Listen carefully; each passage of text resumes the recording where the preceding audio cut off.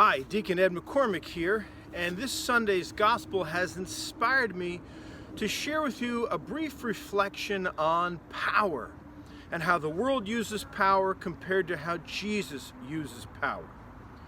Now, we all know how the world uses power: military power with all its weapons, or political power that seeks to amass more and more influence, or economic power and its association with wealth. And then, of course, social power, the ability to be listened to and have influence and impact on relationships and communities. Now, I want you to notice what happens when power is exercised by the world. It seeks to dominate. It seeks to control. It excludes certain groups and continues to amass more power to itself. It seeks to amass more wealth and control to itself. And it's constantly on guard, wary of any intrusion on its power and its wealth, ready to attack and repel any attempts to take their power or wealth. And the impact is always terrible. The impact is to exclude certain people and certain groups. It's to hurt them and demean them, even enslave them, and of course destroy them.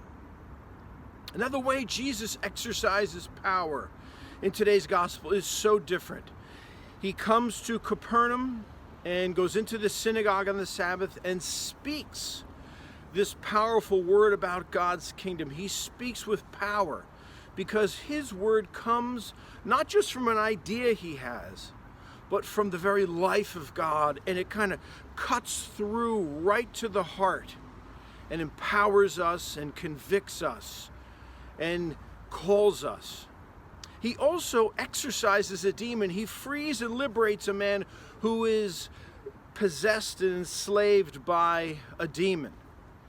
So I want you to notice that when Jesus exercises power, he does it so differently than how the world does. He shares it. And when he shares his power, he is not diminished in any way. He has no need for recognition, no need to dominate or control. He's not concerned about himself at all. The kind of power he has comes from God, because we just saw how a few weeks ago the heavens are torn open and the life of God comes into him and on him and through him out to others. He is so filled with God's life that he has no concern for himself. He's solely focused on God's mission and the needs, particularly of the vulnerable. Notice in today's gospel who he focuses on: this man who is enslaved by this power. And so what's the impact of Jesus' power? What can he do for us in our world? He heals, he frees, he makes us whole. And think about the impact that has on our relationships, on our communities, on the world as a whole. So the challenge, I think, for the church is to constantly discern which form of power do we choose to side with and act from. That of the world, the ugly power that wants to dominate, or the beautiful power of Jesus that brings life and freedom and a wholeness.